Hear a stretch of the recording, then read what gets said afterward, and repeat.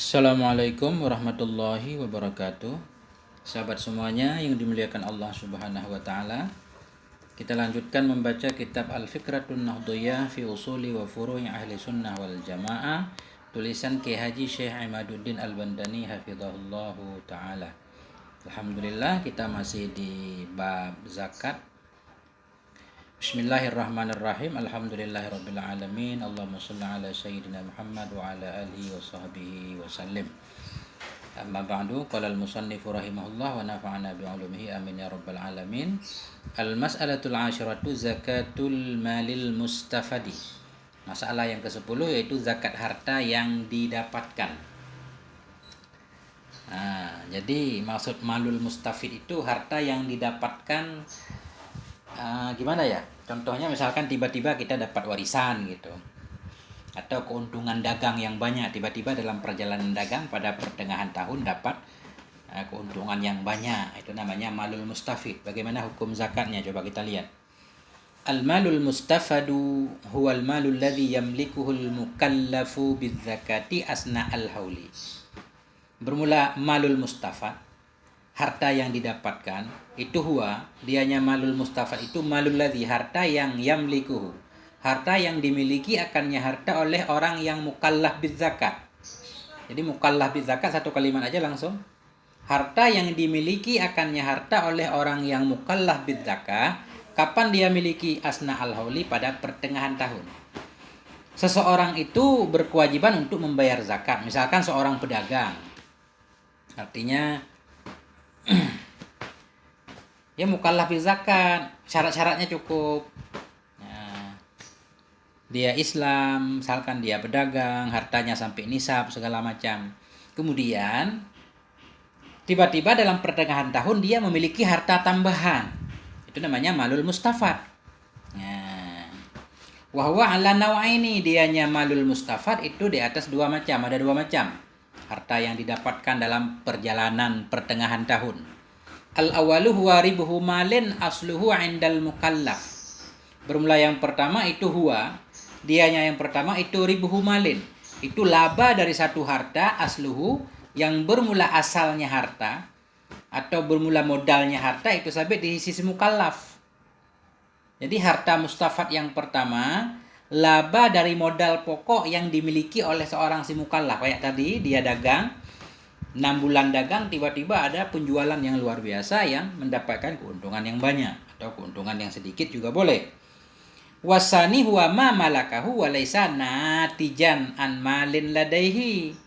Bermula yang kedua itu ma malakahu, yang memiliki ia akan nyama, wa laisa, dan tidak ada ia nyama tersebut itu natijan, hasil dari harta yang ada pada dirinya, pada sisinya.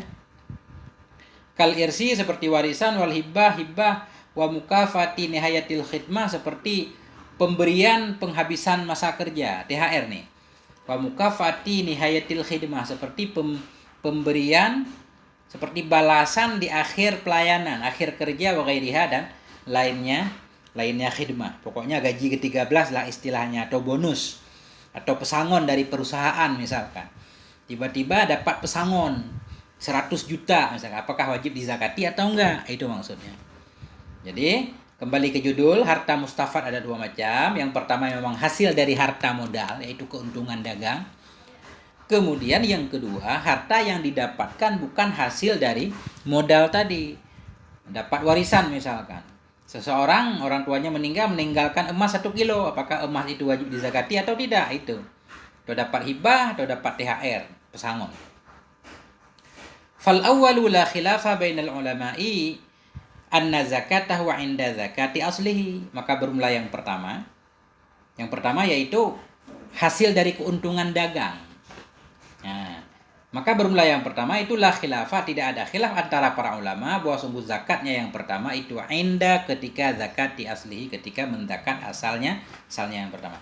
Jadi kalau hasil dari keuntungan, zakatnya tidak dipisah secara khusus, tapi dia digabung dengan tahun modal tadi. Kita dagang dari bulan 1 kita dagang sampai nisab segala macam. Bulan 6 tiba-tiba ada untung banyak, jadi bertambah. Tadinya modal 100 juta, sekarang dalam pertengahan 6 bulan udah 200 juta. Begitu akhir tahun, Jadi 200 juta sekalian itu langsung bareng zakatnya kali 2,5%. Bukan modalnya doang yang dizakati 2,5 kali 100 juta. Sementara 100 juta lagi karena kedatangannya di 6 bulan, tunggu sampai setahun secara terpisah. Enggak. Tapi zakat harta yang didapatkan dari hasil dagang tadi contohnya, zakatnya yaitu mengikuti tahun asalnya. Wasani waka'a khilafun fihi bainahum, dan bermula yang kedua itu terjadilah oleh khilaf padanya yang kedua di antara mereka para ulama. Nah, yang kedua yaitu harta yang didapatkan bukan hasil dari modal, dapat warisan emas 1 kilo atau dapat THR pesangon 300 juta. Bagaimana itu cara menzakatnya? Ya. Fa ba'dhum aujaba fihi zakata 'inda qabdihi wa biduni syarti haulanil hauli alaihi. Maka bermula sebahagian ulama itu aujaba, mewajibkan ianya sebahagian fihi padanya yang kedua tadi akan zakat inda qabdihi di ketika mengambilnya, di ketika menerimanya yang kedua tadi, harta yang jenis kedua. Wa biduni istirati, dan dengan tanpa disyaratkan berlalu setahun di atasnya mah. Sebahagian ulama mensyaratkan begitu kita dapat warisan 1 kilokan emas langsung zakatin. Enggak harus menunggu setahun dulu. Begitu dapat pesangon 300 juta misalkan, langsung kita zakatin. Nah, itu ba'dhum sebahagian. Wa amma jumhurul ulama'i fayarawna annahu la zakata fihi hatta yahula alaihi al-haulu. Adapun bermula jumhur ulama, kebanyakan para ulama itu fayarawna, mereka berpendapat bahwa sungguhnya harta kedua tadi itu la zakat fihi, tidak ada zakat padanya harta kedua hatta yahula alaihil haul, hingga berlalu di atasnya harta oleh setahun. Enggak wajib begitu kita dapat warisan emas 1 kilo itu enggak wajib dizakatin langsung, tunggu dulu kalau kita simpan selama setahun baru zakat. Wa hadza huwa rajih alladzi tu'ayyiduhu al-adillatul qawiyah. Wa hadza, dan ini jumhur ulama itu dianya itulah yang kuat, yang rajih alladzi tu'ayyiduhu, yang menguatkan akan ini yang rajih tadi oleh adillatul qawiyah, oleh dalil-dalil yang kuat. Jadi pendapat jumhur ulama lah yang didukung oleh dalil. Waqad urwiya marfu'an an Ibnu Umar radhiyallahu anin Nabi sallallahu alaihi wasallam annahu qala. Dan sungguh telah diriwayatkan akan satu hadis, hal keadaan hadis itu yang marfu'an daripada Ibnu Umar, daripada Nabi sallallahu alaihi wasallam, annahu, bahwa sungguh Nabi qala, berkata, ya Nabi, la zakata fi malin hatta yahula alaihi al-haulu. Tidak ada zakat pada satu harta hingga berlalu kepadanya harta oleh tahun. Rawahu Abu Dawud Ahmad. Jadi berdasarkan hadis ini, para ulama lebih menguatkan harta-harta seperti emas tadi itu harus ada haulnya. Kecuali tentunya tentang biji-bijian buah-buahan, karena itu ada dalil khusus. Waktu haqqahu yauma hasadih, kan, berikan haknya pada hari panennya. Wa hadza mujma'un alaihi 'inda fuqaha'il amsar. Bermula ini pendapat jumhur tadi itu mujma'un alaihi, itu disepakati di atasnya, 'inda fuqaha'il amsar, di sisi para fuqaha amsar. Jadi fuqaha amsar ini istilah ini. Jadi nama fuqaha ahli-ahli fiqih pada masa zaman dahulu sesudah wafatnya Nabi Shallallahu Alaihi Wasallam. Misalkan ada fuqaha dari golongan para sahabat, seperti Sayyidina Umar bin Khattab, Zaid bin Sabit, Abdullah bin Umar, Aisyah, Sayyidina Ali. Peminat tabi'in, dari tabi'in ada Sa'id bin Musayyab, Urwah bin Zubair, Abu Salamah bin Abdurrahman, Abdullah bin Utbah, Sulaiman bin Yasar, Kharijah bin Zaid bin Sabit. Jadi banyak lagi. Kemudian dari kalangan tabi'in ada Abdullah bin Yazid bin Hurmuz, Muhammad bin Muslim bin Syihab Az-Zuhri.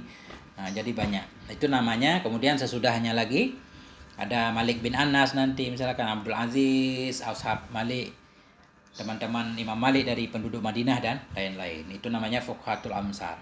Jadi sepakat, semacam ada kesepakatan dari para fuqaha itu bahwa memang begitulah harta baru ada zakat ketika berlalu tahunnya.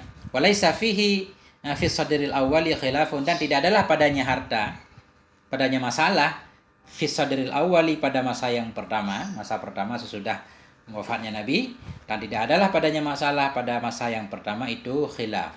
Illa marwiya an Ibni Abbas wa Muawiyah, kecuali cuma yang diriwayatkan akan dianya dari Ibni Abbas dan Muawiyah. Cuma ada satu riwayat yang berbeda dengan pendapat jumhur tadi, yaitu riwayat dari Ibnu Abbas dan Muawiyah. Wa sababul ikhtilafi annahu lam yarid fi dzalika haditsun sabit. Bermula sebab berbeda pendapat itu bahwa sungguhnya hal wasyih itu tidak datanglah pada demikian masalah oleh hadis yang sabit. Enggak ada hadis yang kuat yang menjelaskan bahwa harta-harta seperti itu begitu didapat harus langsung dizakati. Karena itu berlaku hadis-hadis yang lain. Makanya terjadi khilaf pendapat. Tapi pendapat yang paling kuat ya jumhur tadi, yaitu harus berlalu tahun dulu baru dizakati. Wa qala al-Hafidz Ibnu Abdul Bar, berkatalah oleh al-Hafidz Ibnu Abdul Bar, wa amma adh-dhahab wal waraqu fala tajibu zakatu fi syai'in minhuma illa ba'da tamamil hauli aidan. Berkata Hafidz Ibnu Abdul Bar, adapun emas dan perak maka tidak wajiblah oleh zakat pada sesuatu dari keduanya emas dan perak illa ba'da tamimil hauli, kecuali sesudah sempurna tahun pula. Wa ala hadza jumhurul ulama, dan di atas ini itu jumhur ulama. Jadi ucapan Al-Hafidz Ibnu Abdul Bar ini menguatkan pandangan di atas, yaitu menurut jumhur bahwa zakat itu harus melalui setahun dulu. Jadi Syekh Abdul Bar ini berkata adapun emas dan perak tidak ada zakat pada sesuatu dari keduanya melainkan sesudah sempurna setahun. Wa ala hadza, dan di atas ini kata Ibnu Abdul Bar berjalanlah jumhurul ulama. Wal khilafu fihi syuzuzun, dan bermula ini masih ucapan Ibnu Abdul Bar, wal khilafu fihi syuzuzun wala a'lamuhu illa syai'an ruya an Ibnu Abbas wa Muawiyah. Bermula khilaf padanya masalah itu syuzuz. Syuzuz itu syad, tidak diperhitungkan. Wala a'lamuhu, dan tidak aku ketahui akannya khilaf kecuali akan sesuatu ruya yang diriwayatkan akan dirinya sesuatu daripada Ibnu Abbas dan Muawiyah. Annahuma qala, bahwa sungguh keduanya Ibnu Abbas dan Muawiyah berkata, apa yang dia katakan, man malakan nisaba minadz-dzahabi wal waraqi wajibat alaihi zakatu fil waqti. Bermula siman yang memiliki ia akan nisab daripada emas dan perak, niscaya wajib kepadanya oleh zakat fil waqti, pada waktu itu juga. Jadi ini enggak diterima oleh para ulama. Kata Ibnu Abbas dalam satu riwayat, atau kata Muawiyah, ini mungkin Muawiyah bin Abi Sufyan, siapa yang memiliki nisab emas, dia miliki emas, miliki perak, sudah sampai nisabnya langsung harus dizakati. Nah ini dianggap syad. Wa hadzal qaulu lam ya'ruj 'alaihi ahadun minal ulama. Bermula ini pendapat yang syad tadi, itu bermula ini kaul itu lam ya'ruj 'alaihi, tidak peduli kepadanya oleh seorang pun minal ulama, enggak ada ulama yang mengikutinya. Wala qala bi ahadun min a'immatis sahabah, dan tidak berkata dengannya kaul oleh seorang pun dari ulama-ulama sahabat. Enggak ada yang berpendapat seperti kaul Muawiyah dan Ibnu Abbas ini. Wala qala bi ahadun min a'immatil fatwa, dan tidak berkata dengannya oleh seorang pun dari imam-imam yang memberi fatwa, illa riwayah anil Auza'i, kecuali satu riwayat dari Imam Auza'i yang menyatakan seperti itu. Artinya kembali ke asal, jumhurul ulama mensyaratkan harta yang didapatkan seperti itu harus berlalu setahun juga. Tapi kalau ada orang yang mau mementakatkan atau bersedekah, itu mah indah, itu kerelaan bukan kewajiban. Alhamdulillahirabbil alamin. Mohon maaf atas segala kekurangan. Wallahu a'lam bissawab wa ilaihil marji' wal ma'ab. Wal afwa minkum. Wassalamualaikum warahmatullahi wabarakatuh.